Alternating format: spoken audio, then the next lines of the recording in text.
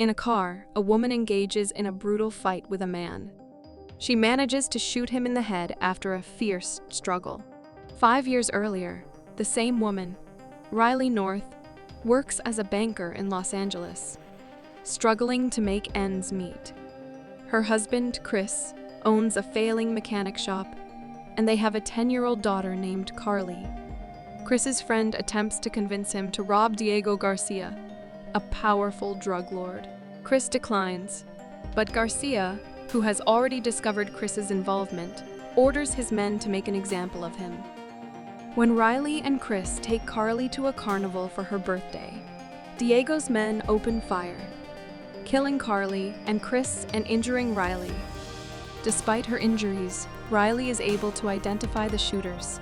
Because they are members of Garcia's drug cartel, the LAPD detectives in charge of the case are hesitant to press charges. Riley is visited by the perpetrator's lawyer prior to the preliminary hearing, who tries to bribe her. She declines the bribe, but the lawyer notices antipsychotic medication in her home and paints her as an unreliable witness. Judge Stevens, who is secretly on the cartel's payroll, declares there is insufficient evidence to hold the perpetrators liable and dismisses the case, while the prosecuting attorneys remain silent. Riley tries to attack her family's murderers, but she is apprehended and taken to a psychiatric ward. She flees and vanishes on the way. 5 years later, detectives Moises Beltran and Stan Carmichael arrive at the carnival site and discover the 3 shooters who had been hanging from the Ferris wheel. Lisa Inman, an FBI agent, is drawn to the killings. Riley robbed the bank where she used to work before disappearing, and she has now returned, having robbed a gun store to steal a large arsenal of weapons and ammunition, according to Inman.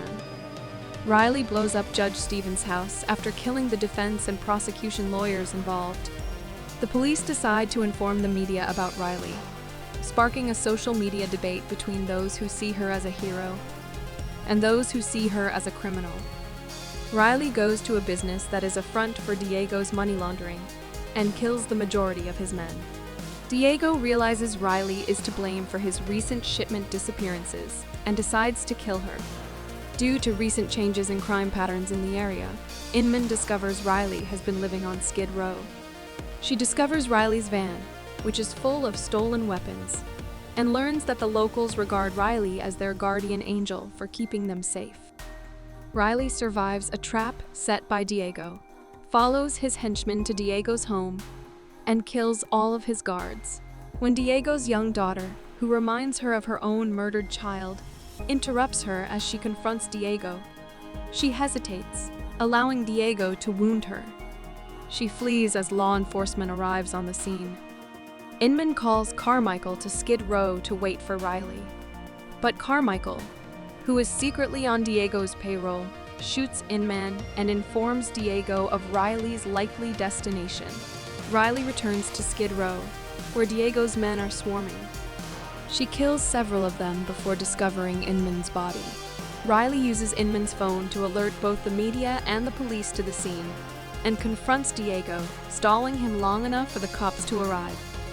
Believing Carmichael betrayed him, Diego shoots him and escapes, only to be beaten down by Riley. Riley and Diego are surrounded by the LAPD, and Beltran assures Riley that Diego will be brought to justice this time. However, Riley shoots Diego in the head. The cops fire back, but Riley escapes. Beltran finds Riley wounded at her family's gravestone, and despite Riley's expressed desire to die, has her taken to a hospital. Beltran later visits her, telling her that there are those who agree with what she did, and slips her the key to her handcuffs. Thanks for watching. To catch all the latest from us, subscribe and hit the bell icon to get notified as soon as a new video drops. We'll see you in the next one.